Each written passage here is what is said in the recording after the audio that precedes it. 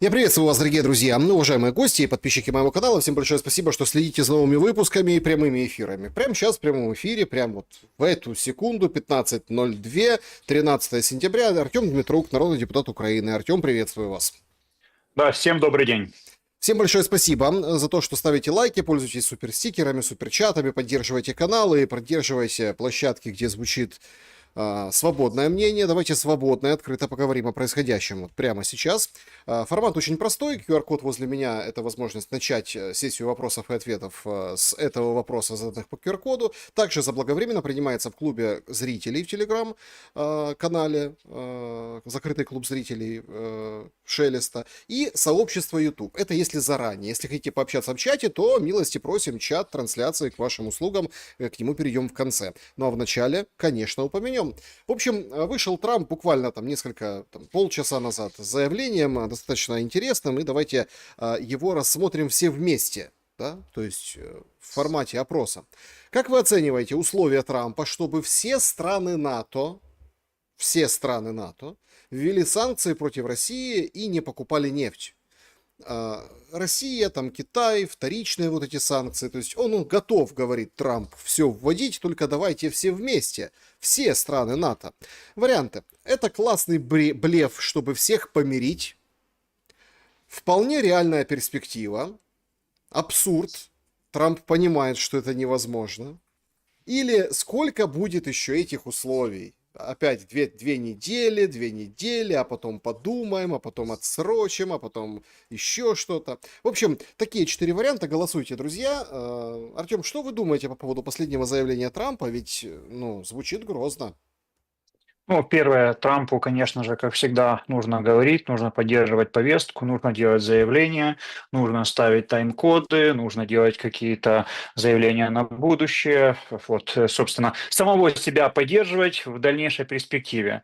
Что же касается конкретного этого заявления, то Трамп, заявляя это, понимает, что это заранее невыполнимые условия и невозможное. То есть он заранее, грубо говоря, делает условия, делает предложение, которое невозможно будет выполнить. Вот и все. То есть он в очередной раз хочет просто там или в личной беседе, или публично тыкнуть там воинственную группу Запада, именно европейскую ее часть, британцев, что они не могут выполнить там, грубо говоря, условия, о которых он говорит, для того, чтобы он мог там более жестче, как они бы, может быть, хотели, действовать по отношению к Российской Федерации. У него же, в свою очередь, выстраиваются свои довольно хорошие, довольно открытые, с объективной точки зрения, очень хорошие взаимоотношения с Российской Федерацией и очень грамотно в данном случае выстраивать взаимоотношения с Белоруссией, с Александром Григорьевичем Лукашенко. Вот я не раз и в вашем эфире упоминал и говорил о том, когда никто еще об этом не говорил, что и финальное соглашение, и реальные договоренности, и вообще, грубо говоря, реальная политика, вот имеется в виду не всякие там фуфловые, пустые, скажем так, дермантиновые заявления, а реальная политика, реальные решения будут проходить именно в Белоруссии, в Минске, именно под протекторатом Александра Григорьевича Лукашенко. И сегодня Трамп показывает нам свою дальновидность, свою способность договариваться, говорить о больших глобальных сделках. Но в первую очередь это, посмотрите, это мы идем в обход Украины. Это пока я говорю о взаимоотношениях и интересах в первую очередь Соединенных Штатов. И сегодня Трамп в этом ключе нашел правильный подход, и он налаживает взаимоотношения с Беларусью, с Александром Григорьевичем. Мы видели их взаимные, скажем так, взаимные такие месседжи друг другу положительные. Поэтому в этом случае что делает Трамп? Мы все должны вот прекрасно понимать. Он выстраивает свою продуктивную политику и выстраивание отношений с Россией. Вот это то, что делает Трамп. А в контексте этого он может делать, конечно, разные заявления, потому что это политика, это большая политика, и ему нужно как-то с этого выходить. То есть, грубо говоря, если бы он не был публичным человеком, да, а заключал сделки, которые не требовали бы публичных бы заявлений, это было бы там втихую, да. А сейчас просто это требует еще каких-то публичных заявлений. Поэтому перед формированием больших сделок между США и Российской Федерацией нужно делать какие-то заявления для того, чтобы, грубо говоря, там, европейские партнеры тоже чувствовали себя участниками процесса. На следующей неделе визит Трампа в Британию, по-моему, ключевой визит, важный визит в контексте будущего Украины, потому что на этой неделе прям вот высадка британская в Украине. И новый министр иностранных дел, с которой встретилась с Зеленским, все обсудили, и она привезла в клювике 142 миллиарда на зиму. И, конечно же, принц Гарри, который сделал фотографию, ну, среди флагов на Майдане, символизирующих смерти, да, за Украину. И, конечно, ну, борщ, конечно, откушал у Клопотенко. И, конечно же, Борис Джонсон, которого катал Гончаренко по вашей, Артем, Одессе. Причем так смешно получилось. Они там снимали видео возле пушки, которая во время Крымской войны у англичан, ну, собственно, потопили корабль «Тигр» и забрали эту пушку и поставили там, да, как бы в назидание. Ну, вот там они там возле этой пушки и, собственно, символично. То ли Гончаренко протроллил, а Джонсон не оценил, то ли какой-то такой, в общем, интересный эпизод. Как вы думаете, ввиду того, сможет ли Трамп чего-то достичь, да, вот этот главный вопрос. Это ведь ключевая встреча в Британии. В Британии его очень сильно хейтят, остановки расклеивают о том, что Трамп насильник. Я напомню, что выгнали министра, да, в Британии за дело Эпштейна и, видимо, намекают на Трампа, что, мол, смотрите, очень, наверное, ключевая геополитическая встреча и очень много завязано на Украине. Как вы думаете? Я вот это самое, мы с вами в прямом эфире, можно немножко потянуть время, да.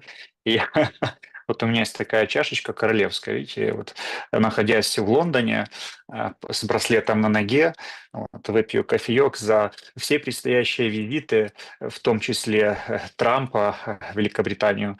Вот, пусть заезжает ко мне в гости, попьем кофе. Вот. А если серьезно, то здесь важно сказать, что в том числе в Британии та политика, которая велась действующей властью в Британии, она, ну, скажем так, она в определенной степени уже терпит поражение. Понятно, что здесь, что касается там дискредитации каких-то политиков, в том числе и Трампа, да, здесь можно реализовывать различные сценарии, показательно все это делать, расклеивать какие-то наклейки, даже сделать какие-то демонстрации там или митинги. Мы понимаем, что определенные спецслужбы в этой стране, мастера этого направления, вот, они очень мастерски это реализовывают совместно уже с украинскими и в перспективе, и уже реализовывают с молдавскими спецслужбами, да, и так далее. В общем-то, мы понимаем, что, скажем так, создать повестку, вот такую вот ажиотаж, выставить такую повестку, которая не соответствует действительности, в этом они мастера. Вот. Но я начал с того, что в Британии, вы знаете, набирают популярности как раз оппозиционные силы, те, которые вот больше, грубо говоря, ну если так в глобальном смысле, связаны и могут взаимодействовать как раз с вот этой идеей трампизма, идеей мира и тем, что преследует Трамп. Поэтому визит Трампа в Британию – это хороший сигнал. Я думаю, будет возможность увидеться и с его единомышленниками, не только с теми людьми, которые выступают против его политики, которые, собственно, в том числе и Зеленский, и действующая власть в Британии, сейчас в Европе, они же выступали против Трампа, да, они делали все возможное для того, чтобы Трамп не стал президентом. Сегодня они делают все возможное для того, чтобы не заканчивалась война в Украине. Вот, поэтому, ну, Трамп – это смелый шаг настоящего лидера, уверенного в себе человека, в своих действиях, в своей политике. Вот, принесет ли это результаты? Ну, посмотрим. Но это точно хороший и смелый шаг со стороны президента Трампа. И Так, а еще раз повторюсь, подождите, ему уже здесь есть что делать, потому так а в что чем смелость? Ну, стойте. Ну, в чем смелость? Они там уже говорят, будет конница. Ну, вот это когда украинские военные маршировали, гадили по мостовой, по брусчатке. да. Конница, самолеты, ему там парад уже готовят, об этом пишет та же британская. Чего волноваться? Они Не, ну, будут его облизывать королевскими языками. Да, но смелость заключается в том, что тот фуршет, та красота, те конницы, те, значит, музыканты, которые будут играть красивую музыку и красные дорожки, это как бы красивая картинка. Но мы с вами должны понимать, что внутри будут происходить тяжелейшие разговоры, тяжелейшие дебаты и решения, собственно говоря, глобальных вопросов. И в этих глобальных вопросах в том числе лежит и вопрос мира в Украине, потому что я считаю, что сегодня война в Украине, коллективный Зеленский, это индикатор, собственно, мировой партии войны и всей группы, воинственной группы Запада, в том числе Британии и воинственной группы Запада.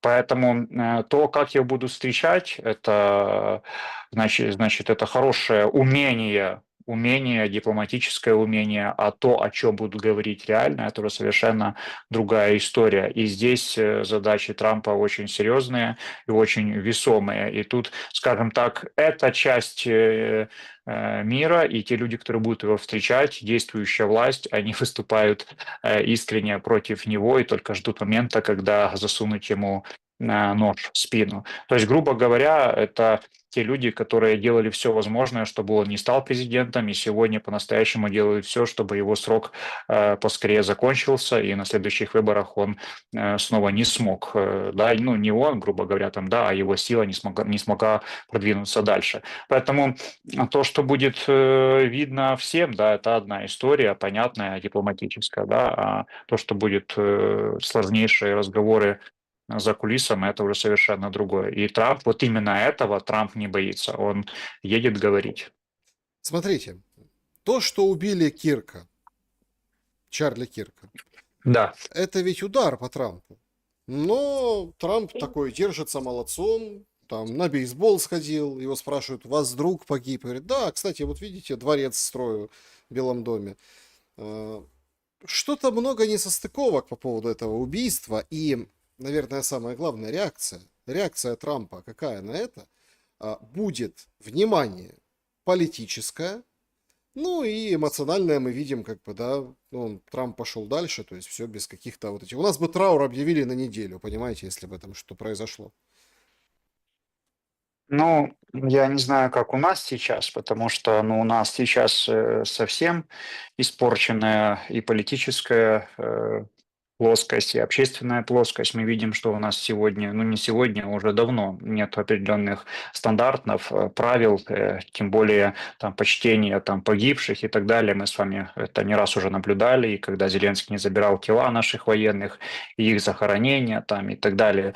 Но я бы здесь с вами остановился, бы хотел бы поговорить о именно Чарли Кирке и о том, что первое и самое важное, что нужно сказать, я уверен, что это большой удар по всей команде Трампа, к движению МАГА, так называемому, по всей идее трампизма, по всей христианской идее, по всей идее традиционных ценностей, собственно, по всему тому, за счет чего Трамп стал президентом, за счет чего его команда пришла к власти в Америке и за счет чего еще его поддерживают.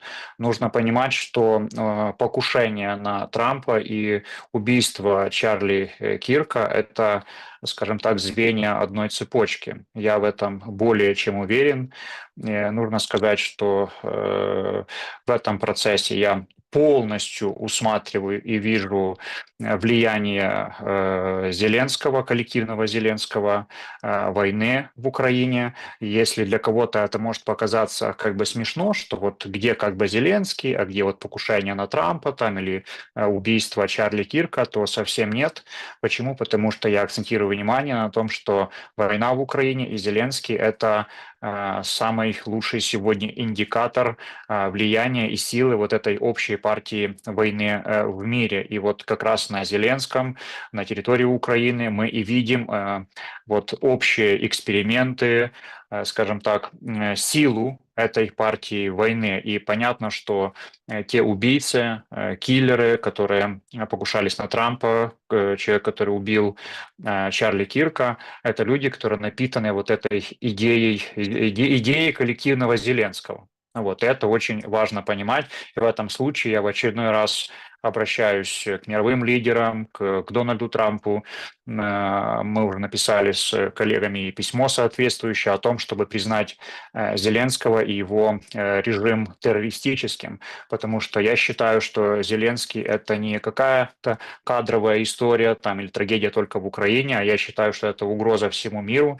Я не раз акцентировал внимание на том, что Зеленский совершает не только террористические акты на территории Украины, но и на территории Российской Федерации и за ее пределами, и на территории Европейского Союза. А сегодня мы видим следствие его террористической организации в центре Европы, собственно, на территории Соединенных Штатов Америки. Я бы хотел бы еще сказать о том, что Чарл Кирк – это человек, который 1993 года рождения. Это человек моего же поколения. Я тоже 1993 года рождения. Ему был 31 год. Это молодой человек, но это очень был активный человек. Это человек, которого смотрели, слушали и поддерживали десятки миллионов людей.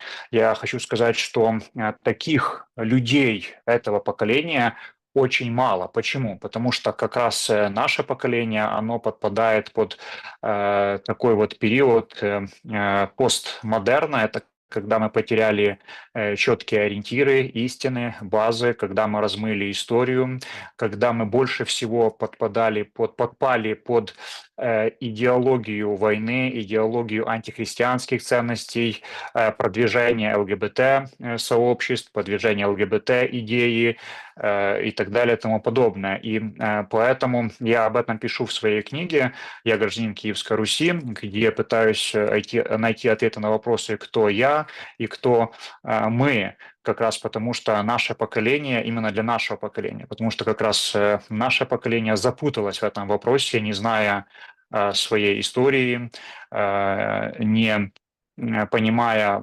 объективно происходящих событий, а участвуя в таких вот кратковременных проектах.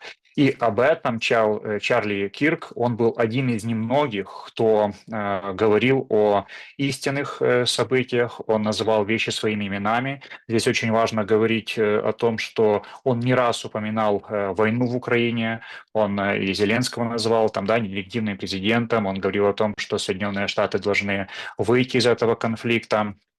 В общем-то, он называл вещи своими именами, и, собственно, грубо говоря, он не грубо говоря, а как есть, его убили исключительно за его позицию, за его христианскую позицию, за продвижение традиционных ценностей. Поэтому я считаю, что это большой удар для, в общем-то, для всей мировой партии мира, да, обобщим, и для команды Трампа. А то, что Трамп никак как бы всем своим видом, грубо говоря, показал, что, грубо говоря, жизнь продолжается, ну, он президент Соединенных Штатов, и он не может себе позволить там, показать, что он как-то разбит этим, или это как-то повлияло на него. Но Есть огромное количество он просит задач. смертную казнь.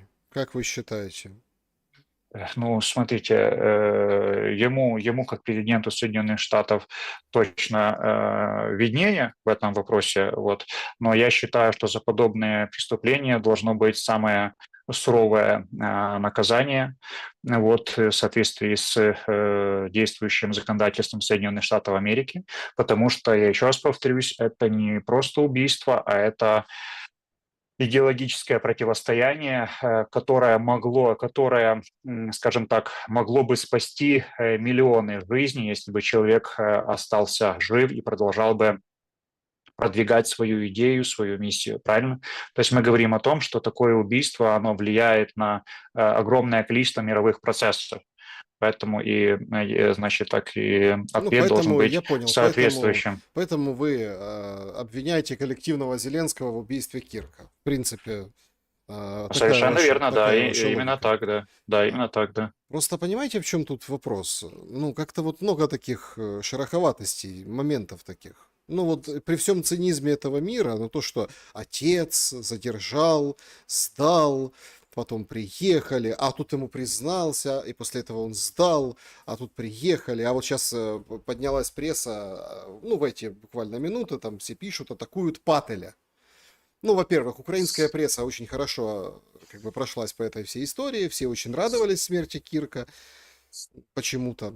Ну, понятно почему, да, по какой причине. Ну вот по Паттелю сейчас начали как бы работать в том плане, что то он говорит, что он индус, а Кирк христианин, а он говорит, мы на страже встретимся в Вальхалле.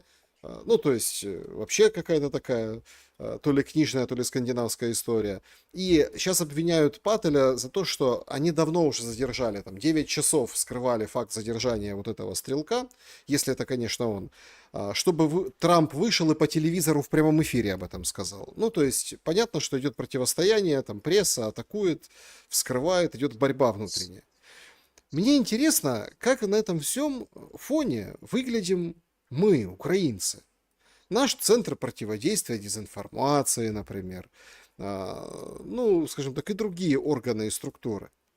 Ведь вот с другим убийством украинки, вот этим негрой, ну, елки-палки, слушайте, ну там же просто, ну, ткнули носом конкретно украинскую власть.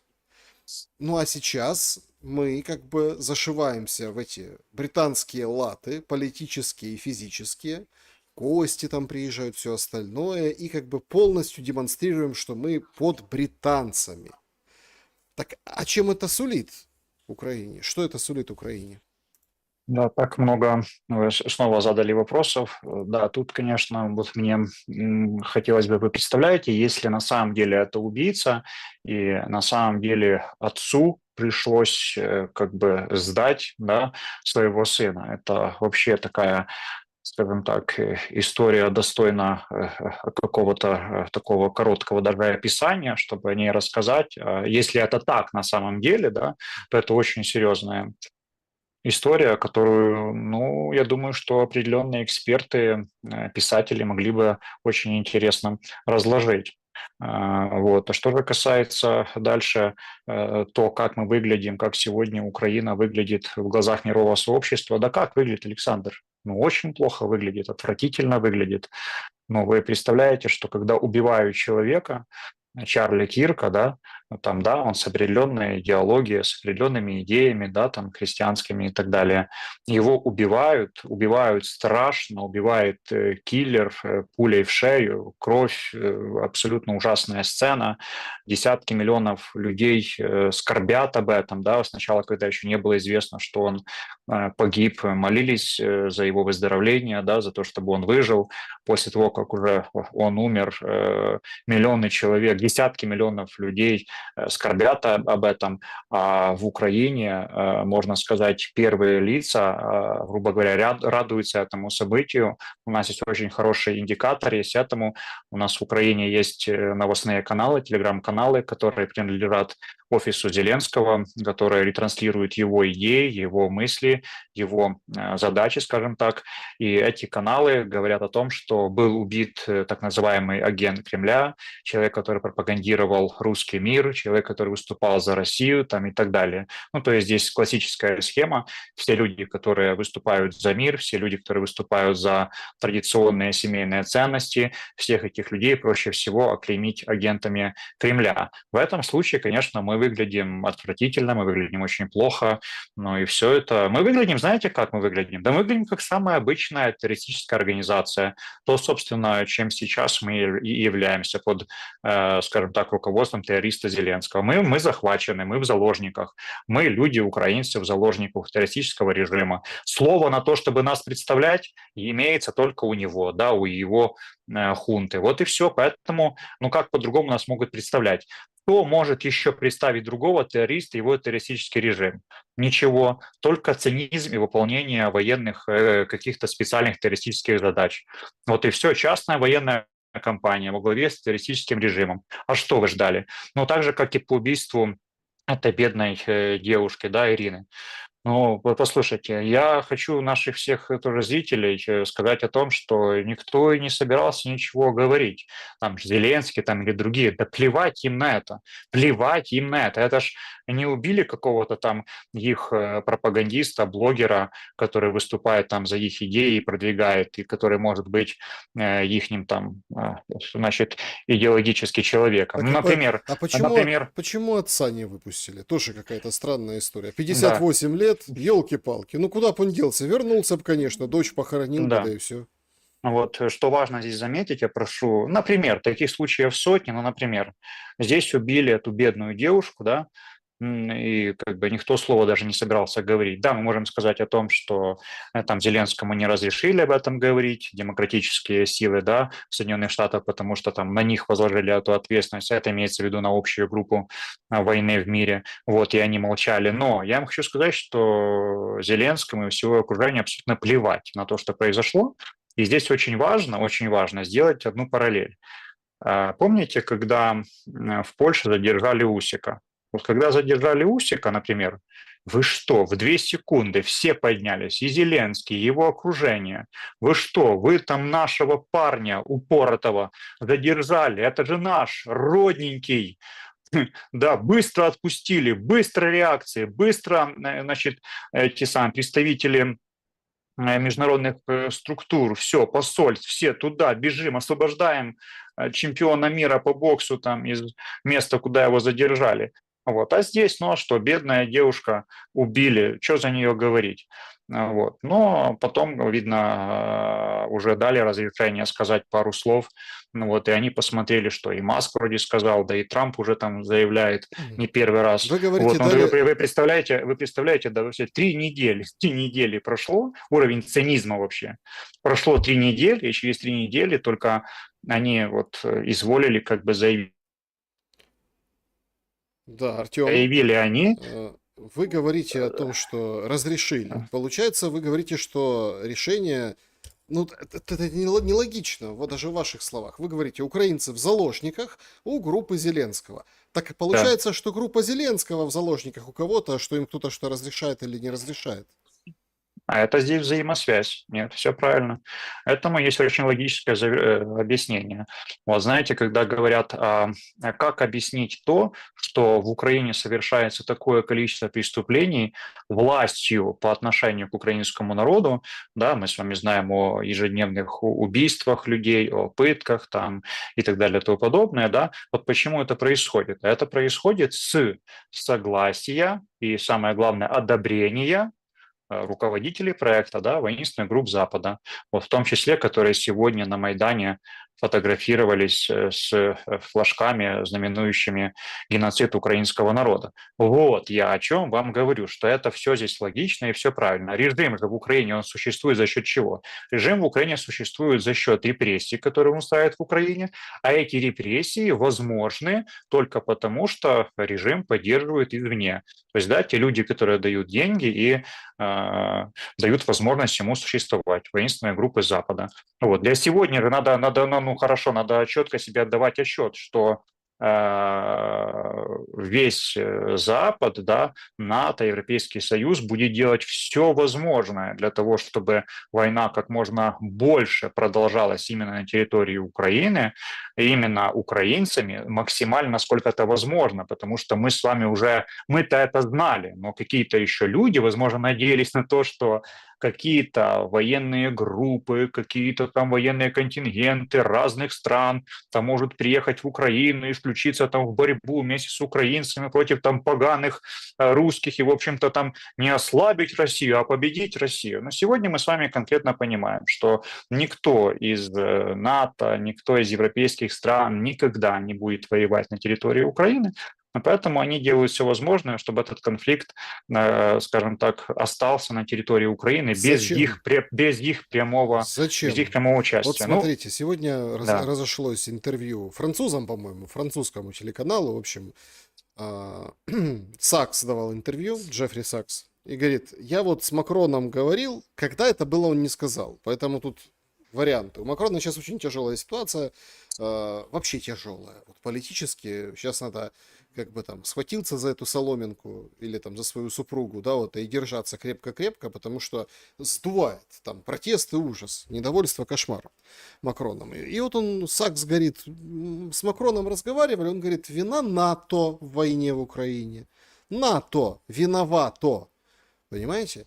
Да, А он вроде как говорит, мы бы и так, и сяк, ну это НАТО. Ну вот что мы можем да. поделать? И вот тут возникает очень интересный вопрос. Получается, что этим самым подтверждением, если это правда, непонятно, когда это было сказано, когда они общались, там, вручал орден Саксу, почетного легиона, Макрон, и говорит, ну, получается, что и Макрон не виноват. Он тоже действует по принуждению. Ну, здесь, вы знаете, я считаю, что здесь все соучастники геноцида украинского народа. Вот. А если мы конкретно поговорим о том, что в очередной раз на всеуслышание заявил Джеффри Сакс, который системно придерживается своей позиции, да, о том, что война в Украине – это прямое следствие действий НАТО. Да?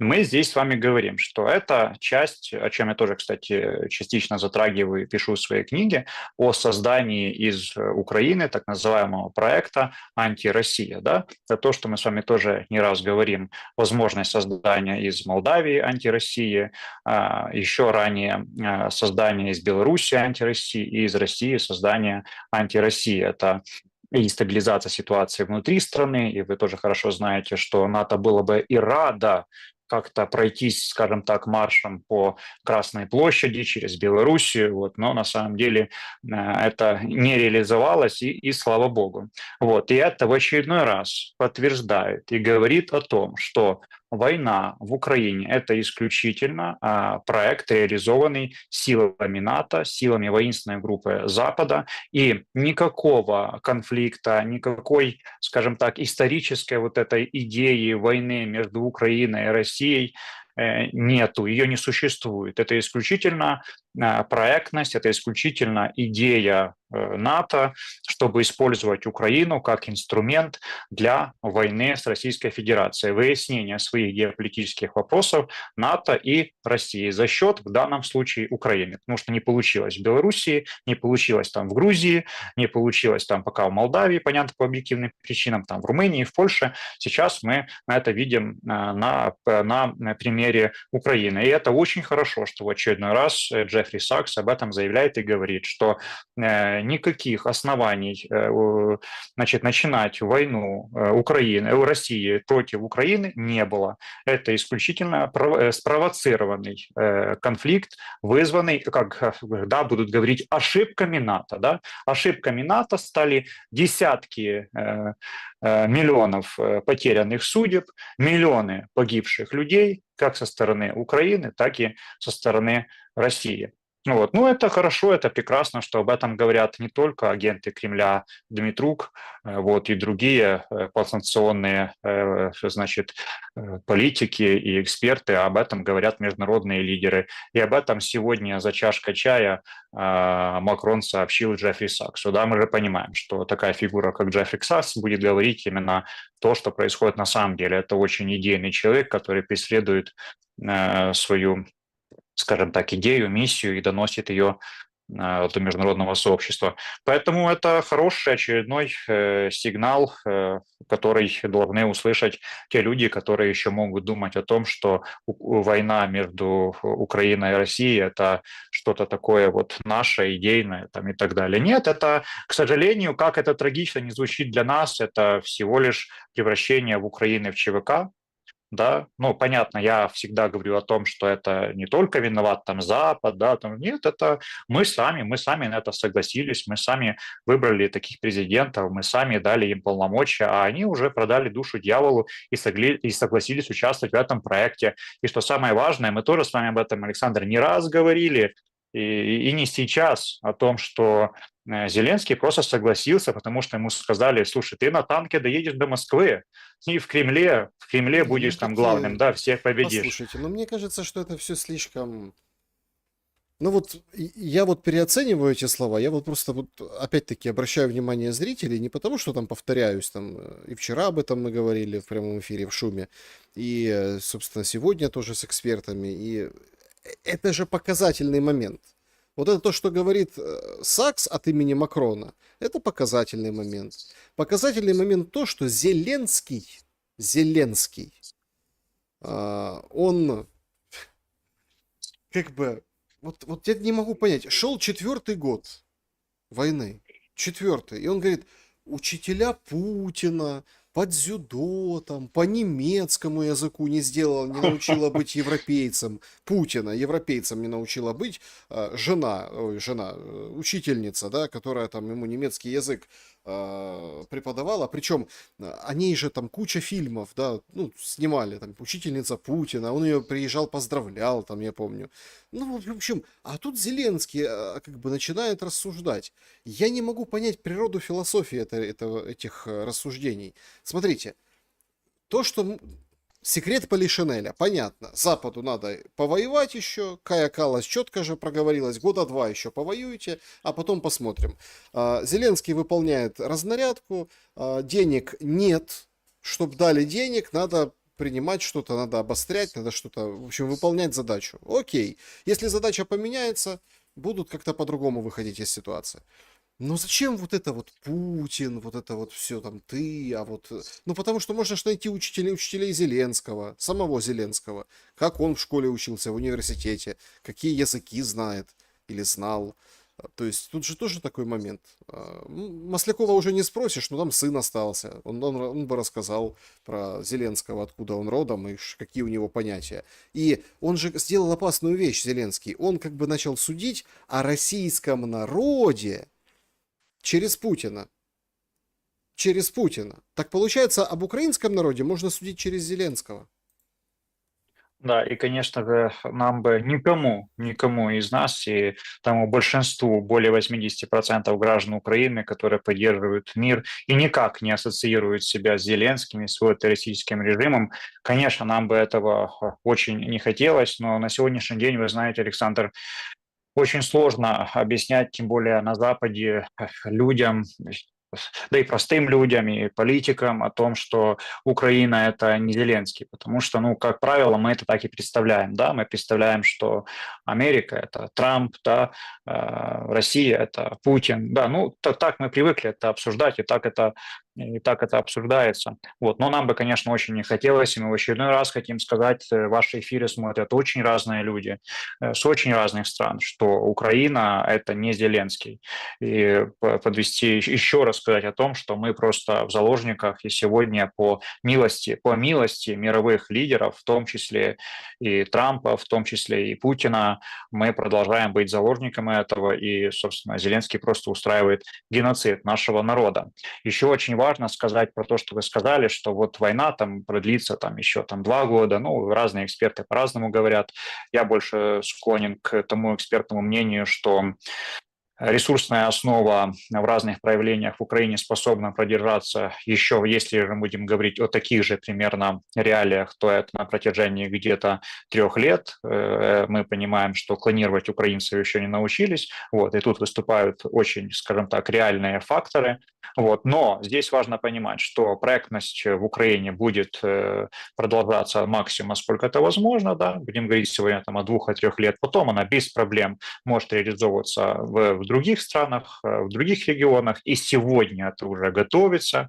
И еще раз повторюсь, обратите внимание на происходящие события в той же Молдавии. Конечно, мы понимаем, что Молдавия никак не сравнится с тем успехом, который реализовали на территории Украины. Да, это совершенно другой формат, совершенно другое население, вот, отсутствие там армии там, и так далее. Это совершенно другое, но определенные провокации, скажем так, попытки ослабления России, конечно же, это будет продолжаться. То есть общее противостояние НАТО против в глобальном смысле Руси, оно неизбежно, оно будет всегда. Поэтому проект будет продолжаться ровно столько, сколько будет существовать это противостояние. В страшном сне все эти представители западной воинственной группы, они видят объединение сегодня Украины и России, и Белоруссии. Потому что мы с вами должны, Александр, четко, и наши зрители должны отдавать себе отчет, что на сегодняшний день в мире существует одна самая сильная армия. Это армия Российской Федерации. И по той простой причине, что это армия, которая уже больше 3 лет воюет в реальных условиях, и за этих 3 года она просто скажем так, взяла те навыки, которые невозможно получить Послушайте, ну, ни в одной другой организации, там, НАТО, просто проходя какие-то учения там и так далее. я, конечно, Простите, а если армия Украины и России объединится, так тут, так а знаете, под какими это бы... знаменами они объединятся? Подождите, ну вы как-то так тоже...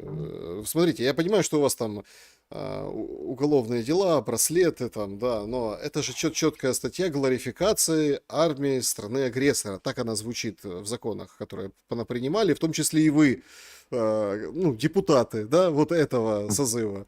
Поэтому как бы вы как бы занимаетесь глорификацией, понимаете? Вот и все. И плюс еще одна статья вам туда же.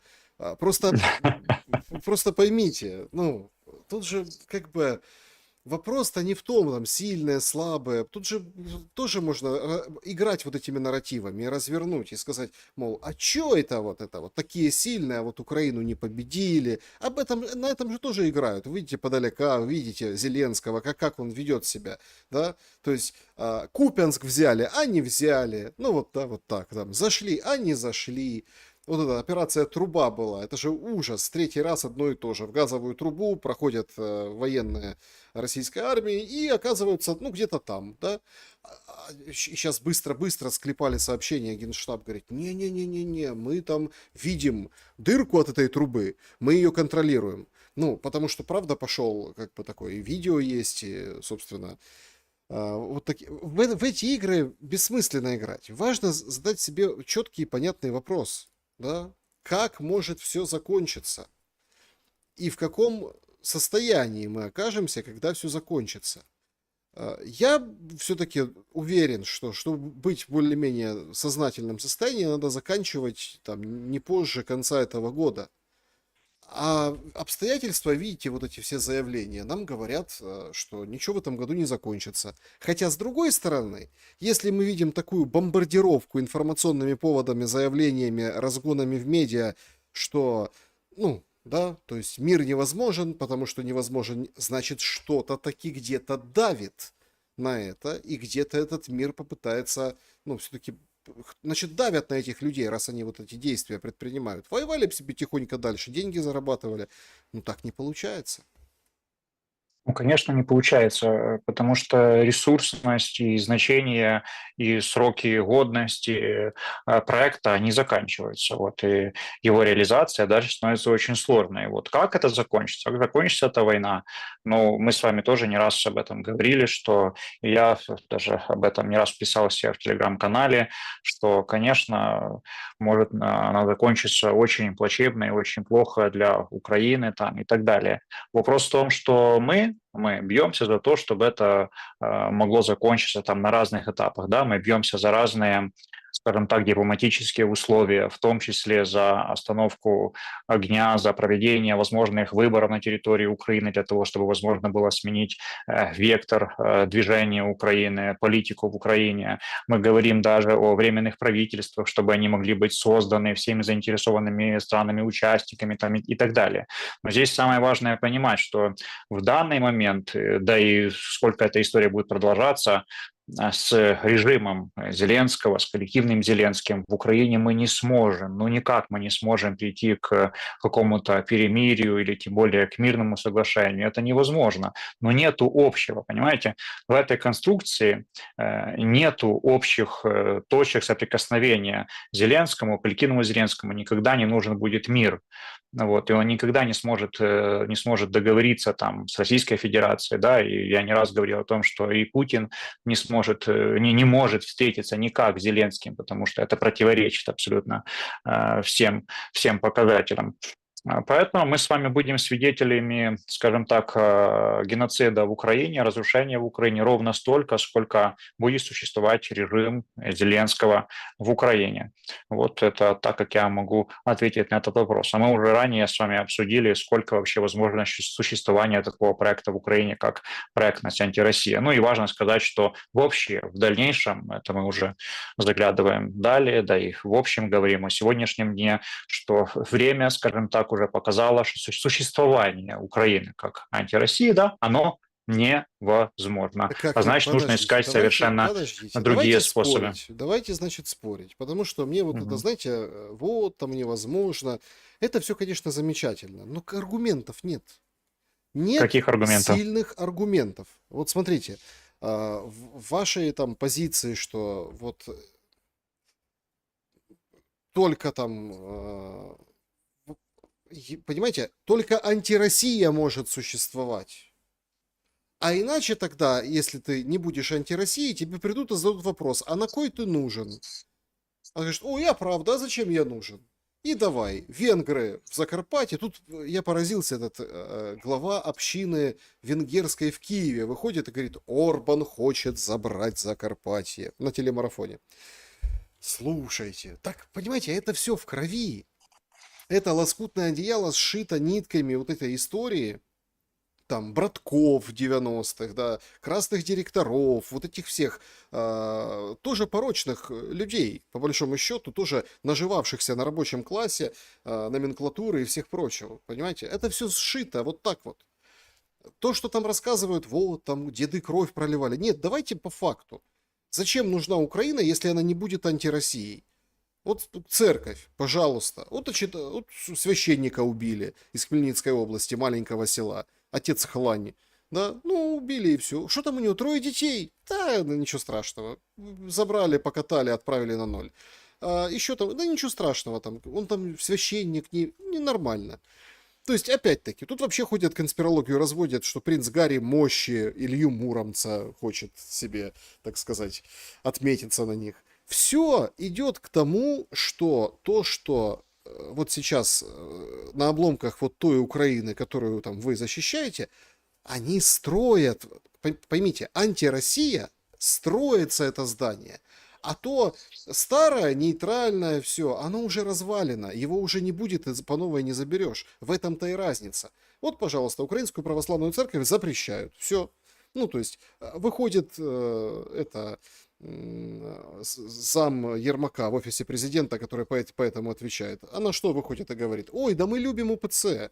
Мы Россию не любим, а УПЦ любим. Поэтому будем душить в объятиях, так сказать, и строить свое. И они реально строят инфраструктурно вот эту землянку антироссия.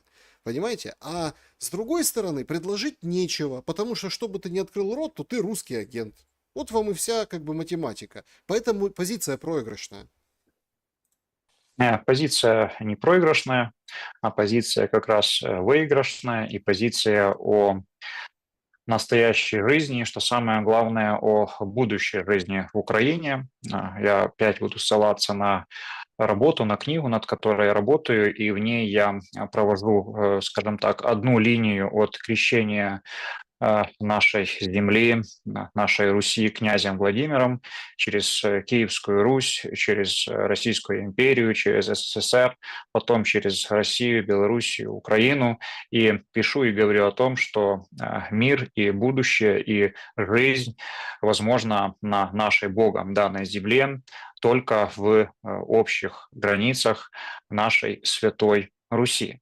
Дальше, отвечая на ваш первый вопрос, тоже касается почему не может быть Украина как антироссия, какие аргументы, да, могут быть этому. Но я считаю, что здесь будет неправильно, если я буду приводить какие-то экономические аргументы, какие-то вопросы, связанные с промышленностью там и так далее и тому подобное, а я скажу просто один из самых главных аргументов, это то, что проект «Украина антироссия», самое главное, аргумент, на который мы должны обратить внимание, это миллионы потерянных жизней, просто убитых людей. Не-не-не, Ну и, конечно же, переворачивается. Вот я еще раз, извините, еще да, раз. Вы не понимаете, наверное, степень, вы не понимаете, с кем вы играете, потому что, может, вы не играете. Да? Но, по сути, этот аргумент переворачивается. В смысле, мы потеряли столько людей, и что мы вот сейчас вот это сдадимся? На этом играет Зеленский, он так строит свою политику. Открывает кладбище мемориальное, фотографирует этого Гарри на аллее памяти. То есть ступа, то есть у него программа, вы же видите, приезжает ступ, его первым делом берут вот это за галстук, подводят к этой стене, наклоняя голову перед тем, кто пал за Украину, вот там вот на Софиевской площади этот стенд. И это ритуал, это уже определенная сектантская история, понимаете? Поэтому тут так ну, не работает. да, конечно, нет, совершенно верно. Это вот именно то, о чем я говорю, это работает. А то, что у них, оно в перспективе работать не будет. И вы очень правильно говорите, что, конечно же, они свою проектность, они свою идею, они свою миссию, конечно же, не оставляют и будут биться с ней до конца. Я не устану повторять, и это сегодня еще более актуально звучит, ту мантру, которую озвучил Борис Джонсон еще в марте месяца 2022 года, да, он, собственно, и ответил на все наши вопросы, что их интересует идеей самого проекта, и есть война до последнего украинца. Закончитесь вы,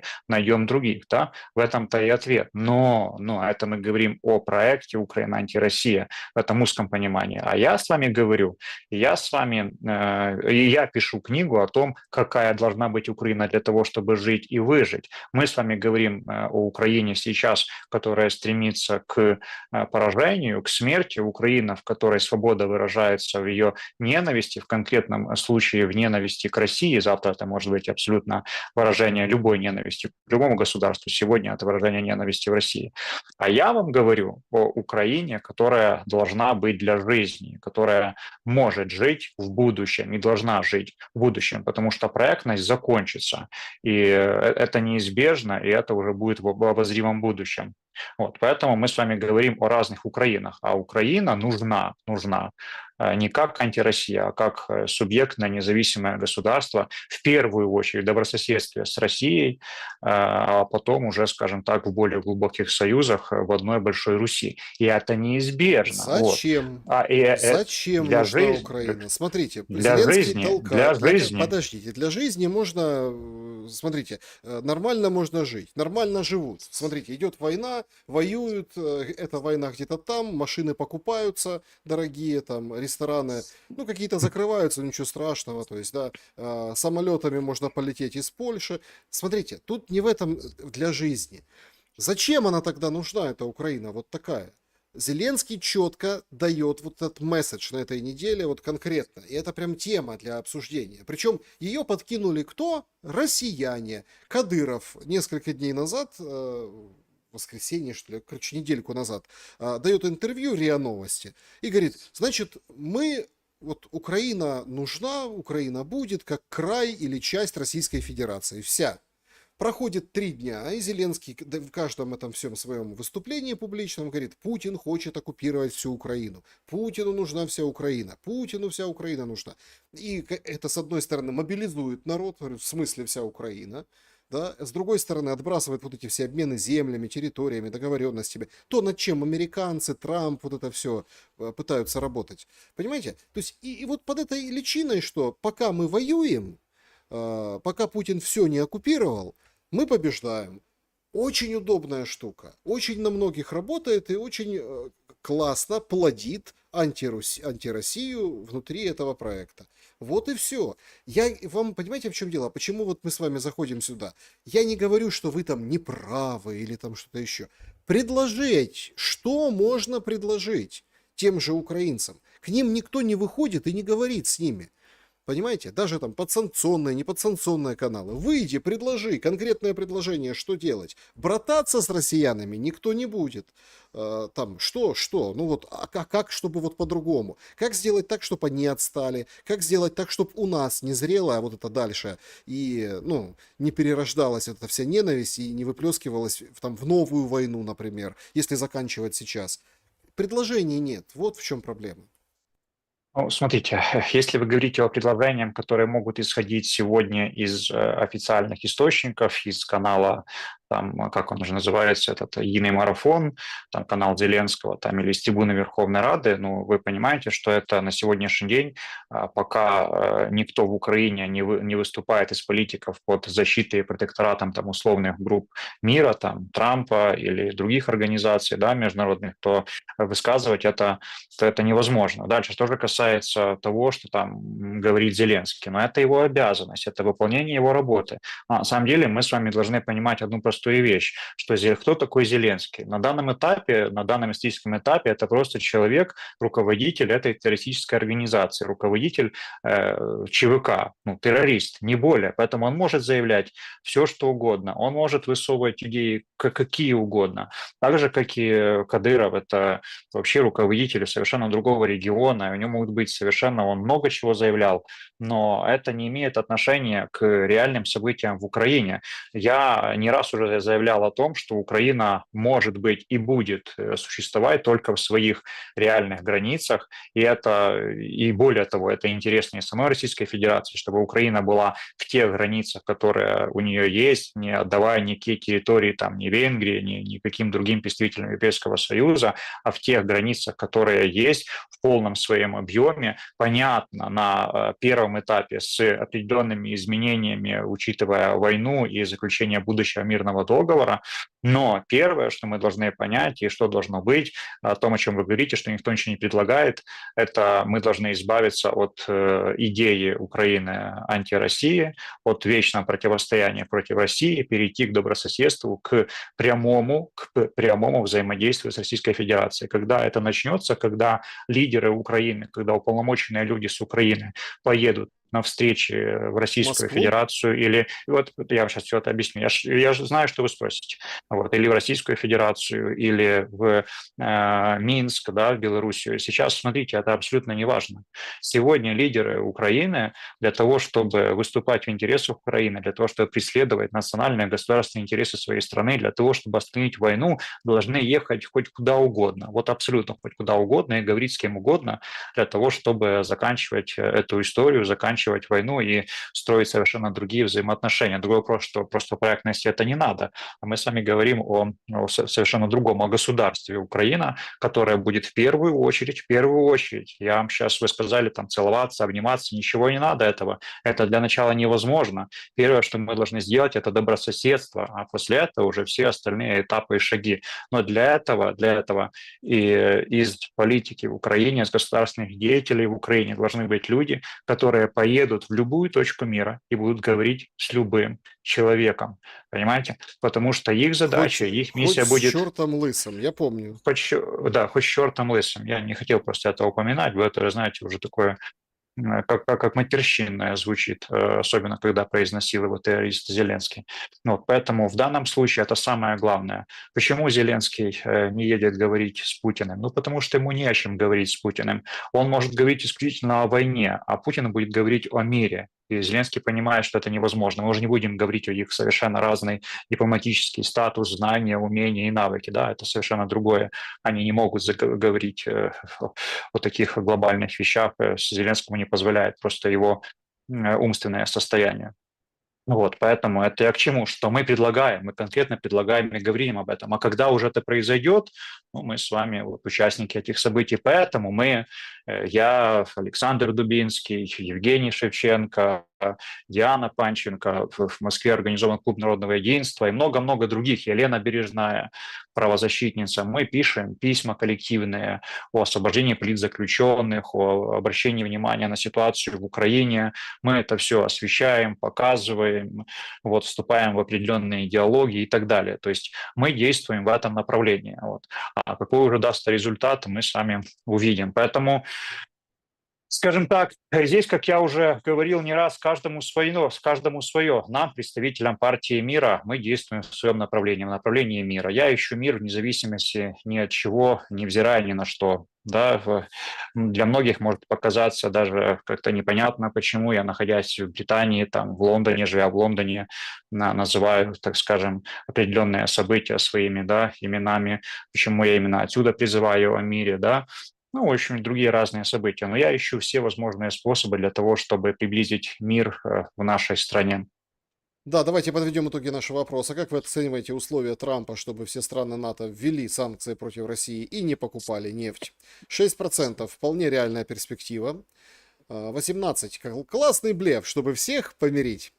30% сколько их еще будет, этих условий? И 46% абсурд. Он знает, что это невозможно. Спасибо, друзья, что проголосовали. Давайте перейдем к вашим вопросам. Значит, и в клубе зрительском клубе «Шелест», и здесь в эфире, кстати, значит, очень много вопросов, то, что касается Дубинскому. Значит, вот белорусский москвич пишет. Здравствуйте, Александр, Артем. Вопрос. Может быть, Артему стоит перестать движение по Дубинскому? Не та персона для объединения. Ну и многие вот здесь пишут, не стыдно ли Дмитруку, что список политзаключенных Украины, в котором занесено его имя, внесен Россией в Совбез ООН, а не страной, где он пребывает как политбеженец. Ну и разъясните, пожалуйста, бардак в стиле «Кто главный шпион СБУ» или агент Буратино между Шарьем и Дубинским. Кстати, упоминается там и ваше имя. Спасибо. Так, первое, начнем с вашего вопроса. Получается, что мы и наши зрители, мы одинаково ответили о том, что это полный абсурд. Да? 46% говорят о том, что Трамп как бы продолжает делать свое дело. Да? И это в очередной раз доказывает, что он не просто хороший бизнесмен, а и разбирается в политике. Очень много вопросов было касательно списков Александра Дубинского, Анатолия Шария, Дианы Панченко, всех этих политзаключенных, о том, что мне не стоит там кого-то поддерживать или не поддерживать. Знаете, Александр, многим людям не понять меня. Не понять меня, не понять мою деятельность, не понять то, чем я занимаюсь. Я хочу акцентировать внимание, что я поддерживаю абсолютно всех людей, которые попали в беду, тем более в таких ситуациях, когда люди абсолютно по сфальсифицированным делам находятся в местах заключения. Это и Александр Дубинский, и Евгений Шевченко. Всегда, когда нападки были на Анатолия Шария, и на вас, и на Бондаренко, и на многих-многих других ребят, там, менее известных или более известных, я всегда объективно высказывал свою позицию, предлагал свою помощь, и продолжаю это делать. Что же касается Александра Дубинского, так может кто-то не знает, еще будучи в Украине, Александра Дубинского пытались убить в СИЗО, его посадили в общую камеру и там избивали. И я единственный человек, который приехал ночью в киевское СИЗО из Одессы, приехал, зашел в СИЗО, зашел в кабинет к начальнику СИЗО и требовал, чтобы Александра перевели в одиночную камеру с камерой видеонаблюдения, в которой он находится по сегодняшний день. Вот, и таким образом я спас жизнь человеку, именно Александру Дубинскому. Ну, я не знаю, задать вопрос нашим зрителям, что лучше, сохранить жизнь человеку или чтобы его убили. Но вот тем более, что я знал, что я единственный человек, который могу это сделать. Хотя мне в тот момент позвонили из офиса президента и сказали, что я могу оказаться рядом с Александром и прямой текст умереть как герой-освободитель, да.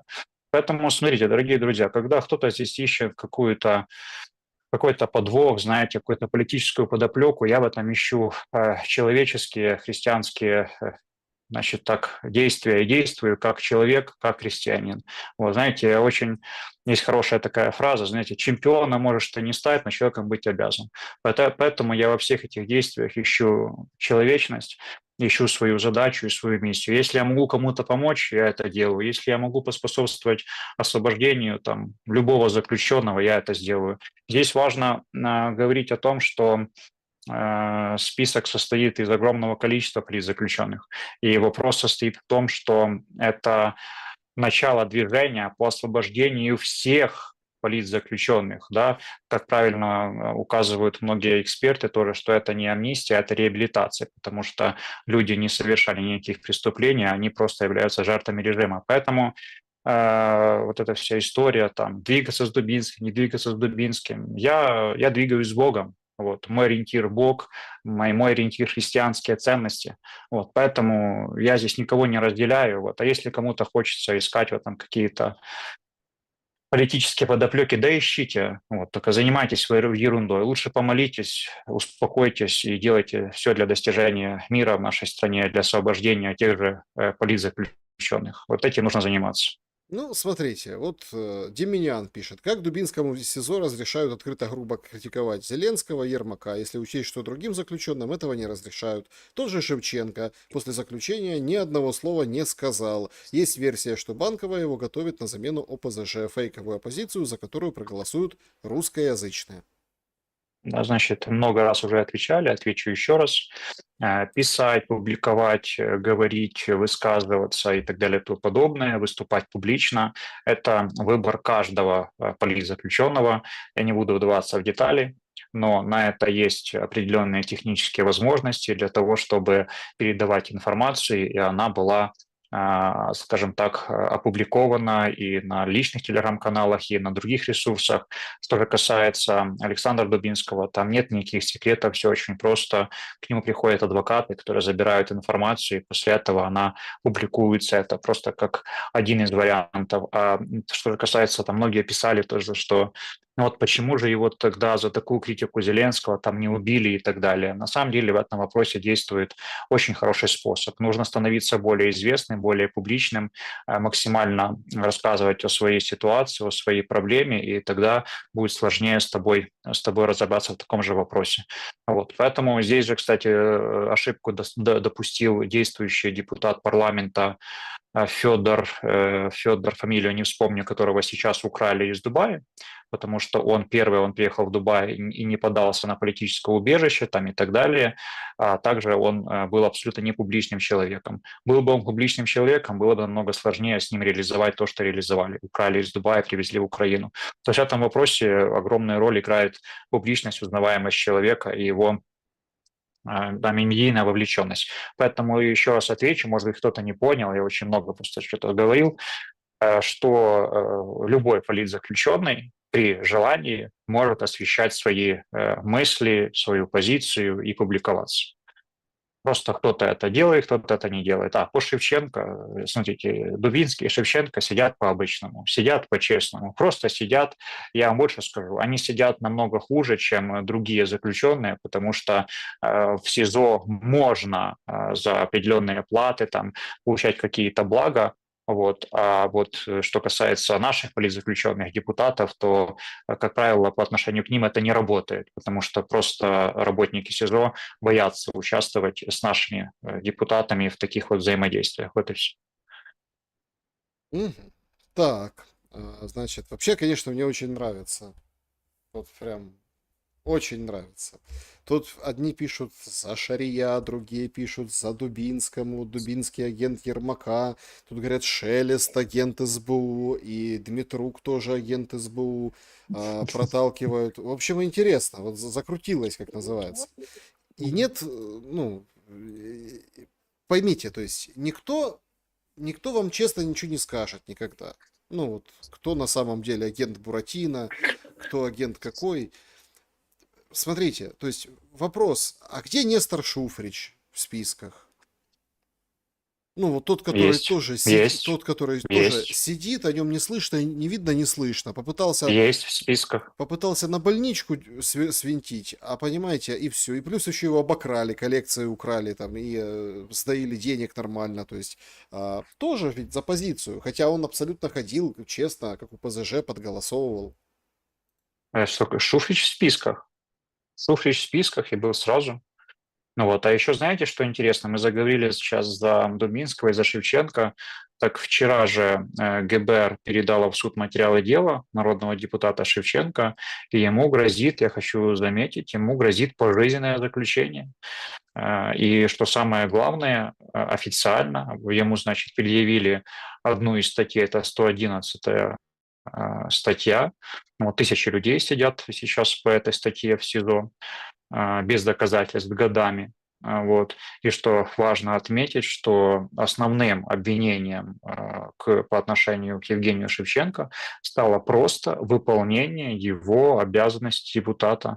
Он просто выполнял свою работу. Да, он ездил в Белоруссию, это не было запрещено. Да, он общался с Лукашенко, это не было запрещено. Да, это и сейчас не запрещено, да, по большому счету, если человек ищет способы к миру и так далее. А учитывая сегодняшние отношения США к Белоруссии и к России, так это вообще за это нужно медали и грамоту дать. Поэтому здесь очень интересно, знаете, происходит событие вот, о том, что просто человека просто за его работу вот, хотят посадить на пожизненное. Да, понятно, что все это реабилитируется уже очень скоро, и все это размажется на ближайших судах, но факт остается фактом. Вот человеку за его работу, за его, скажем так, политическую деятельность вменили пожизненное.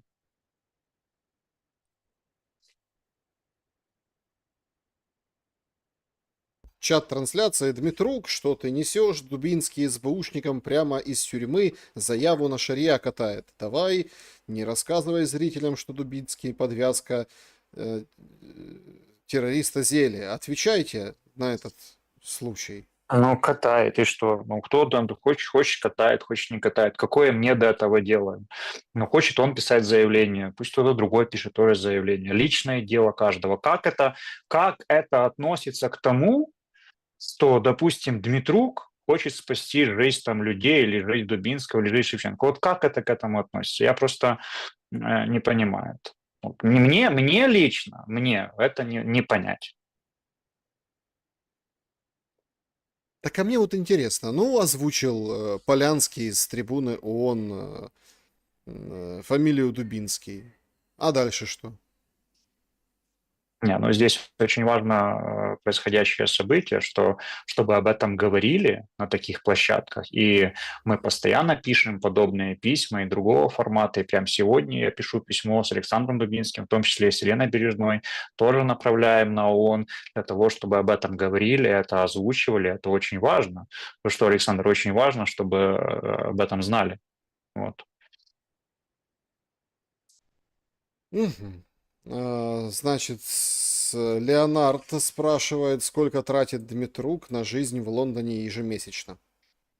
Нисколько не трачу я на жизнь в Лондоне, я езжу на велосипеде, вот, живу в очень особых обстоятельствах, вот, но это, скажем так, мои личностные детали, вот, но жить в Украине намного лучше, чем жить в Лондоне, я об этом говорил всегда, что нужно жить в Украине, я никогда не хотел уезжать с Украины, и как только у меня будет возможность, я вернусь домой. Так, привет из Одессы, ждем вас дома, пишет пользовательница. Добрый день, Артем. Скажите, есть ли шанс в этом году, что кого-то из политзаключенных выпустят? Как вы думаете? Ну, Из политзаключенных выпустят. Ну, смотрите, какая история по политзаключенным. Здесь вопрос в чем, что Политзаключенных могут выпустить, если процедура начнется, то, за что мы бьемся, и письмами, и международной организации, и письмами, и заявлениями, и просьбами и к Александру Григорьевичу Лукашенко, и в Российской Федерации, да, вот, в общем-то, к этому международному сегодня уже такому сообществу, то форматы, возможно, разные. Возможно, то, что какую-то часть политзаключенных могут отпустить не только на территории другой страны, да, то есть они могут оказаться там на территории России или Беларуси или Европейского Союза, например. Вот. Что же касается конкретно народных депутатов, то процедура сложная, но она тоже обсуждается. Это может быть и освобождение. Просто нужно понимать, что мы, политические заключенные, в том числе и я, мы действующие депутаты парламента, и мы реальные представители группы мира. И на сегодняшний день наше освобождение может ознаменоваться тем, что мы вернемся в парламент и будем продолжать свою деятельность, четко декларируя условия мира и продвигая идею партии мира. Это очень важно осознавать. Поэтому есть разные инструменты для того, чтобы война закончилась как можно быстрее. Но пока это все исключительно такая теория и предположение. Вот. За освобождение политзаключенных мы бьемся вот, для того, чтобы людей освободили. Почему вы поддерживаете Дубинского? Ведь он травил Украинскую православную церковь и очень давно. Да. Ну, значит, смотрите, во-первых, Александр Дубинский, во-первых, уже не раз покаялся в этом. Он об этом писал не раз в своем телеграм-канале, о том, что он совершал ошибки и пересмотрел все эти события. Это первое. А второе, еще раз повторюсь, для меня абсолютно важным является то, что человек сегодня, как и тысячи других людей, потерпает, и я за это бьюсь. И все, больше я здесь ничего не ищу. Знаете, если искать, то у каждого из нас можно найти какие-то проколы, какие-то там нехорошие заявления, которые могут противоречить там нашей идее или нашей идеологии. Мне кажется, что я, знаете, свою идею, свою приверженность, особенно к Украинской Православной Церкви и ко всем православным, более чем доказал, да, и сомнений в этом быть не может. Там. А что касается Александра, так еще раз повторюсь, бьемся за то, чтобы все были свободны и выжили, и жили. Да, друзья, спасибо большое, значит, за то, что участвуете в нашем сегодняшнем разговоре.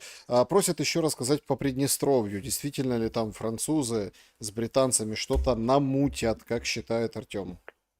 Я считаю, что пока, значит, конфликт в Украине, война в Украине находится в такой фазе, а, мы не можем исключать никакие провокации, тем более на ближних территориях и тем более в таких вот сложных местах, как Молдавия и Приднестровье. Реализовать практически там это на самом деле довольно сложно и сомнительно, к чему это может привести.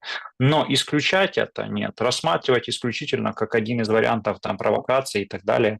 Да, можно, но сейчас на самом деле мы с вами должны понимать, что вполне достаточно войны в Украине, этого сегодня хватает. Еще нету того момента, когда нужно, скажем так, проектность перекидывать на другие территории. Вот. Но какие-то провокации могут быть. Но сегодня это не так необходимо.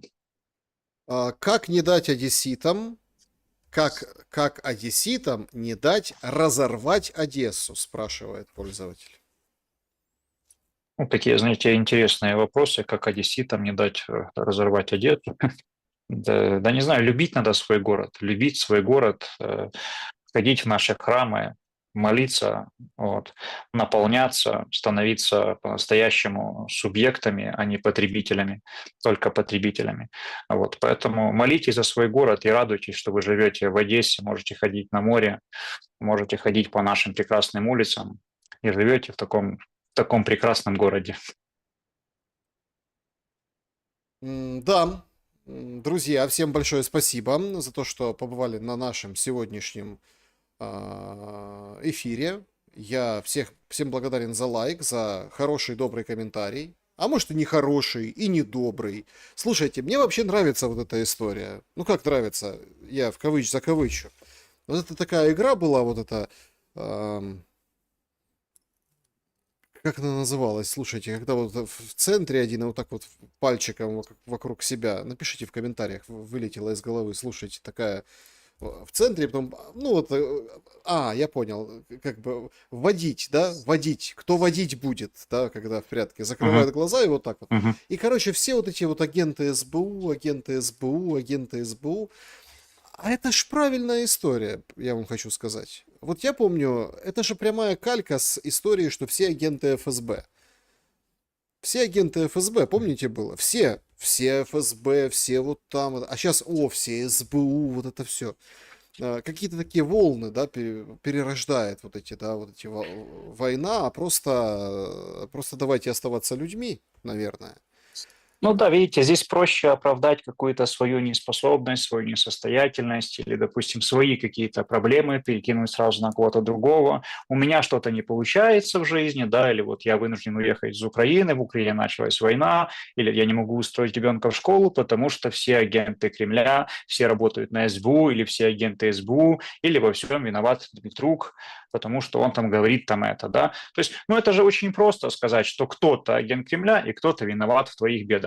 Это проще всего, скажем так, оправдать свою несостоятельность, свою неспособность, ну, вот, или свою какую-то проблематику. Самый простой выход из своих проблем.